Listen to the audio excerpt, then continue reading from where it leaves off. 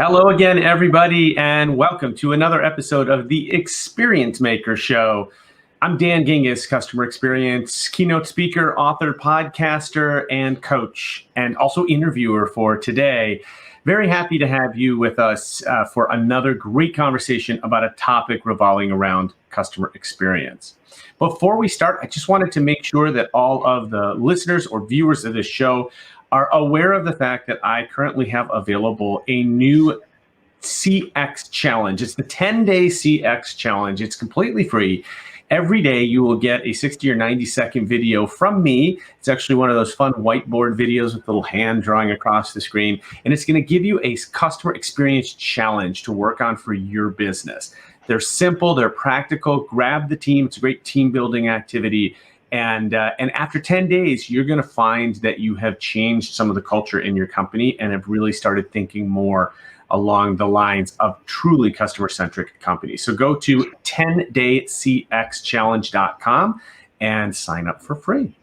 All right. Well, I am very excited to get to today's show because we are going to talk about the hot topic of artificial intelligence. And specifically, we're going to talk about its impact on marketing and sales, which, of course, is the beginning of every customer experience. It's the first time that we have an experience with a brand is usually through some sort of marketing or sales. So in order to have this conversation with us, I'm going to invite not one, but two guests today. We are doubly welcome. I'm going to welcome first Artem Gladkikh, who is the founder and CEO of Signum.ai, and also Aryuna Merdygeeva, who is a venture capital and startup executive and an advisor to Signum.ai. Welcome to the two of you. How are you guys doing today?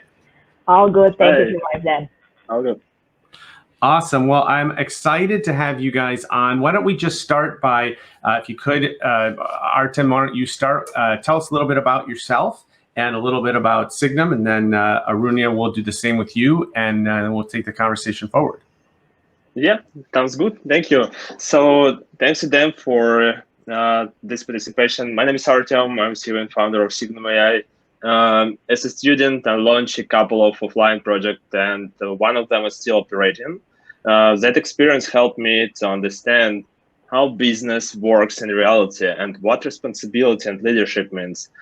Also, I was a product manager in a large European tech company where I developed a product from idea to final stage. And working at a large company, I realized that product availability is efficiency and rooted in the ability to define clients' needs.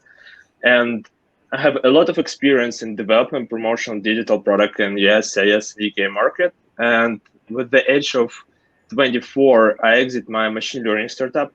This company that help you find some interesting stuff in the marketplace like AliExpress or Amazon. Then I decided to enter US market. I spent my own money to build Signum.ai, and we help companies to boost the efficiency of Facebook ads campaign. And yeah, this is all about me. I'm tech guy. I'm love person about artificial intelligence, product development, and yeah, that's it. Fantastic. Well, I want to learn more about Signum.ai, and we'll certainly get to that. Aryuna, tell us about you. Yeah, definitely. So I'm an advisor at Signum.ai, and so my background is in corporate finance and enterprise sales. And last year, I was at Startup Ventures. It's a venture capital firm that helps Eastern European startups to scale in the United States. So this is where I met Artem, and now I'm learning a lot about martech and adtech and artificial intelligence, and it actually excites me as we are facing another industrial revolution in 3 to 5 years, and the privacy realm is different now, given everything that is happening with tech giants like Apple, Facebook, and Google. So yeah, and by the way, Dan, what are your thoughts on recent Apple's update?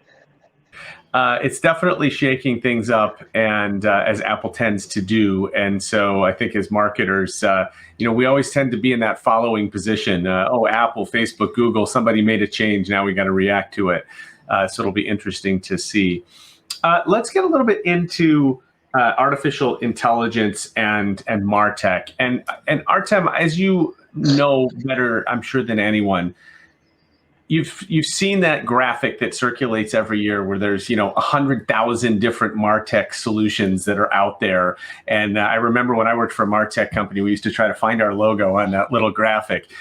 Tell me about how how you guys stand out in an environment like that, and why your product is so needed. Yeah, it's super good question.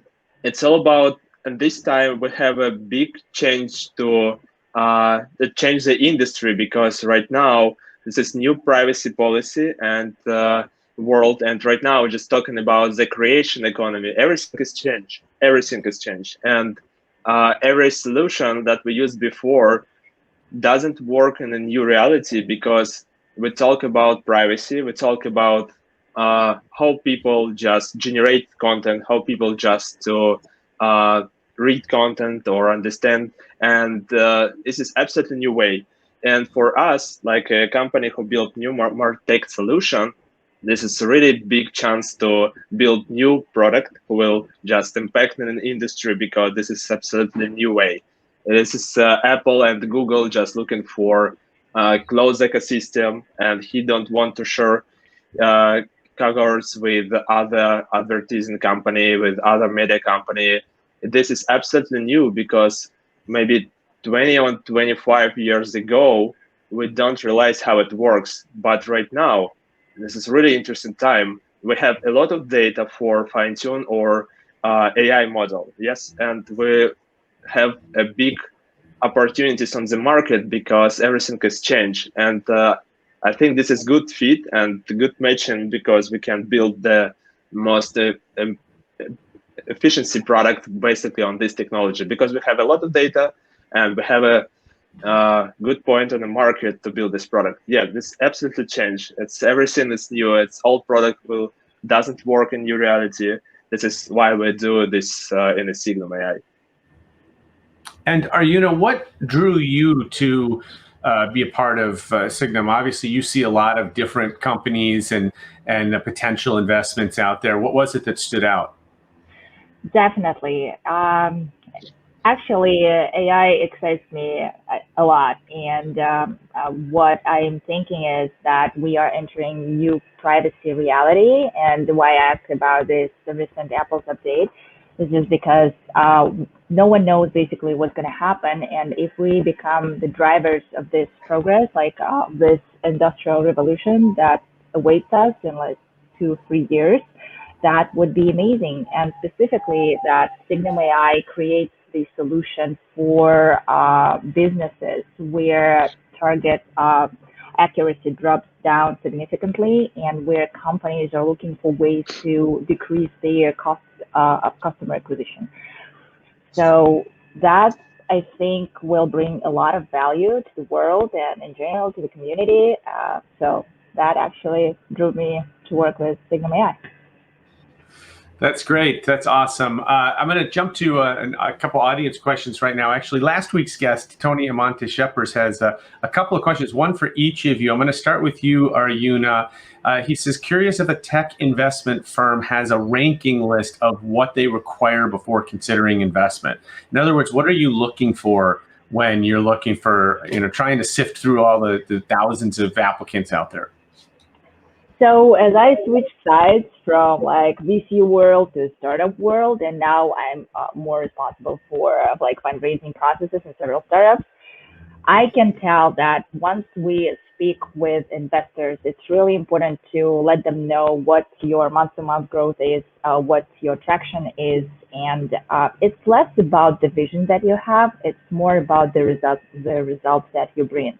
And if we go back to, for example, WeWork situation or Uber or like different companies that pushed growth and vision versus real results and recurrent revenue.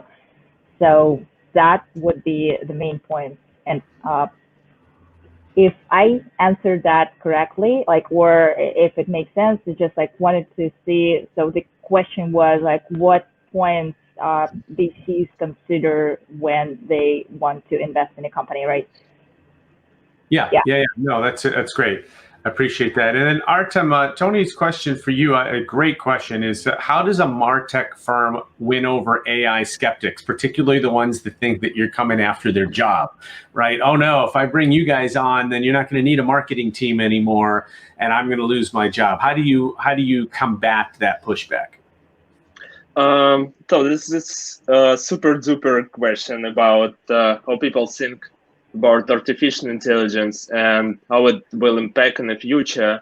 But right now, I'm skeptic about it because artificial intelligence just can make you more productive. Yeah, just give you the tools that can help you be maybe more efficiency. And this is not about the, I don't know, future where some artificial intelligence will come and any people don't have a job, any people don't have a chance to make some interesting thing. And yeah, I think this is not real because artificial intelligence right now is only about improve your current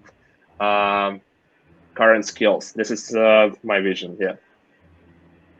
Also, go ahead. No. I just wanted to share that every time when we like when I talk to different founders, they are always on the lookout for new solutions, and they are happy to implement these tools.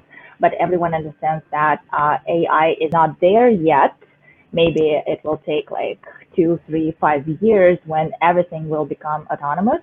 But right now, with the help of AI, you can get better results and lower your tax significantly. Well, in my experience also that AI works best in conjunction with humans. And so can we talk a little bit about, from a marketing perspective, what does the marketer, the human marketer, have to do to input into your platform to make sure that the output is what they're looking for? So what can we do in terms of like attracting more marketers to consider AI as a new solution? No, I'm asking, what does the marketer itself, the marketer, him or herself, what kind of work did they have to do with a platform like Signum? Because my understanding is that AI is often only as good as the humans that are inputting it, right? And so I'm a marketer, I want to use your platform. What's my engagement? And what I'm trying to do is help you sell the point that you it's a marketing company, right? You still need the marketer. You still need the human marketer. So what's the role of the human marketer when you're using an AI platform like this? So we use generative AI, and I'm sure you're familiar with that. It's a product of OpenAI that is founded by Elon Musk. So generative AI actually helps build content based on the information that it finds online, and information being very like high converting. For example, your competitors. And that being said, AI generates really great content on its own. But still, when we talk about the brand and the voice, here's where marketer comes in, and then he or she checks it and then understands like, okay, this is what we want, or this is like what we want to fine tune a little bit. But Signum is also on this path where like we're working on that, where like branding voice will be implemented in the whole model of Signum, where you just feed AI and then it gives you all the like information in a way that you want to see it. I got you. Okay. And Artem, what kind of results are companies seeing? And are there specific types of companies, industries that this is working better for? Yeah, it's a good question. We focus on verticals where we have a lot of data to analyze it, to train our model. And we talk about 4 industry is fintech and automation, direct to consumer, and e-commerce. Okay, we are focused on this industry because we can collect a lot of public data and we can analyze it. We can train our model based on this data for generate high conversion content. And yeah, this is why we just, but in the future, we just plan to scale the number of verticals because we know a lot of company right now looking for some tool It will help you to generate more content, just more sales content or more marketing content, because as I mentioned before, we just enter in creation economy where everybody just create content, and this is how you can make your marketing campaign. Just make a content and make a great content. And how Signal help it, just we give you the tool that can help you to generate high conversion content, not only content, because we know what kind of creatives, what kind of image or what kind of text work better for you. Yeah, this is how it works. Also, I would like to add that it's not only about content creation, but the second very important piece for Signum.ai is that Signum uses a unique method for profiling audiences based on the vector representation of traits. So, and using this method, we find profiles with the same interest by matching digital footprints, even if they do not explicitly show this interest. So yeah, this is where you are actually. For example, if you are selling paper straws instead of traditional plastic, you need to target restaurant purchasing directors who are concerned about environmental issues. And we can do that by finding the digital footprint of people who care about environmental issues, what they like, what they comment on and share, and the posts they publish, and check it against the footprint of our list of purchasing directors.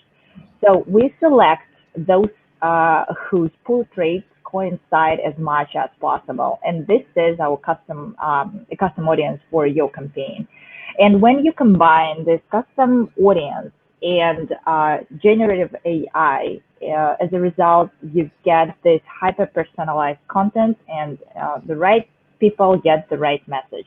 And I think that if we consider a competitive landscape, no one uses these two features, and these features are very important when we speak about marketing, for sure. Well, yeah, right message to the right person at the right time is sort of marketing's original goal, but it's amazing how often it fails at that.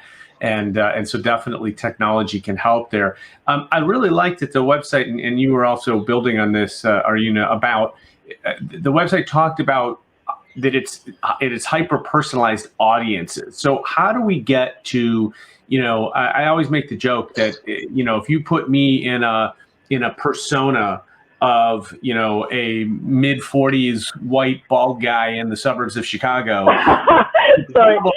the problem is there's tens of thousands of us, right? And we're all very different people. And that may look like a persona to a marketer, but that's not really talking to me.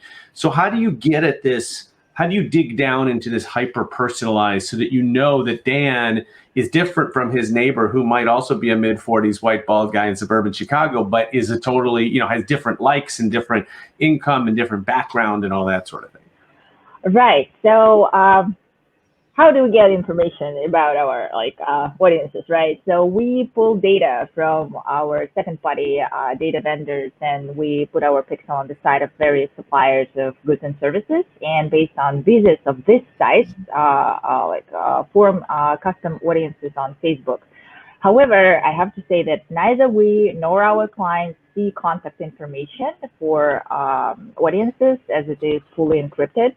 Mm-hmm. So they go straight to Facebook, which makes it 100% compliant with the latest privacy policies. So once the persona like you goes to a website where we can track you and then see similar profiles who are like you. So this is where targeting starts. Gotcha. Okay. Interesting. Artem, what are you seeing as sort of the future of AI in the marketing space? If we were talking again in a couple of years, how do you think things will have evolved or changed? So I think if we talk about future and how artificial intelligence can impact on martech, I think this is all about AI assistant who will help you just make your new campaign, or just help you understand. Okay, got it. In the future, maybe right now, just look at how everything is changed super fast, because tomorrow we will see new eventual events. Tomorrow we will see a new product. Tomorrow we'll see something like this. Everything has changed super fast. And I think in the future, we need to make a tool that can help you to predict that some kind of changes that could impact on your company, and you could use it for turn this prediction in your revenue, because everything has changed super fast. And I know you can do it only use a lot of data from public sources, and you can build the product that can help you analyze data in real time, a lot of data, because you cannot do it because you are people, and you can you cannot do it. And this is my vision. It's all about a tool that could help you to predict something and turn it in revenue. Yeah, this is how I describe it. All right, and Aryuna, how about you? Same question. Right. So I will repeat myself that probably we are entering again the new privacy reality, and then Google and Facebook and Apple, they just want to segregate themselves. And then I believe that it will be possible for them to have their separate data stores. So, and that will lead to a little bit to maybe chaos that Signum.ai and companies like Signum.ai will have to resolve. So your previous question about how do you determine the right audience, and then how will you do it in 2 or 3 years? This is the question, right? How AI and data privacy will work in combination. So how we see it is that deep audience profiling through the analysis of consumed content will be more and more popular. So, for example, if a business sets itself the task of finding a target audience without having access to the cohorts of interest of this audience, it is possible to analyze the content that this audience loves. So, for example, a business knows that its audience most often opens letters of the topic, for example, personal growth. And all that remains to be done is to find creators who create content that is most appropriate in all respects to the content that the current clientele of these businesses loves. So in such case, most likely among the subscribers of this creator, there will be a huge percentage of people interested in the goods and services of your business. And content analysis and matching can be done, for example, as we use the entity embedding approach now at Signum.ai. Awesome. I love it. I think that you're totally right about this concept of the AI and privacy together is going to be so critical. And I've been saying now for a while that I think one of the post-pandemic requirements of CX is going to be around safety, and that's both physical safety and digital safety. We expect our data to be protected. I think that's going to be absolutely critical going forward. Well, I want to thank both of you guys for being here today. Really interesting conversation. Great to talk to you. And I'm going to put that website back up again, that it's Signum.ai if you want to check it out. Artem and Aryuna, thanks so much for being here today. Really appreciate it. Thank you so much for having us. Thank you. Appreciate it. Thank you. Thank you. Thank you, everyone, for being here as well. Really appreciate it. I do want to remind you that we are just a few weeks away from my brand new book, The Experience Maker, How to Create Remarkable Experiences That Your Customers Can't Wait to Share. And I got something pretty fun going on right now. If you go to Amazon or Barnes & Noble, Books A Million, wherever you like to buy books, and buy and pre-order my book, just send me the receipt and I will be happy to send you an ebook version absolutely free, so you can start reading the book before it's even available to the public and before it is available to your competition, most importantly. So please check out The Experience Maker, How to Create Remarkable Experiences That Your Customers Can't Wait to Share. Next week, I'm going to welcome Thomas Martin onto the show. He is CEO of Glance Network. So we're going to talk about visual engagement, co-browsing, screen sharing, all this cool video technology for the contact center as videos become so big in marketing and also playing a huge role in customer service. So excited to have Thomas here with me next week. Also excited to have you. Always really, really appreciate you being here. We'll see you next week and every week on The Experience Maker, Thursdays at noon Eastern. I'm Dan Gingiss. You can find me at dangingiss.com. Have a great rest of the week and a terrific weekend.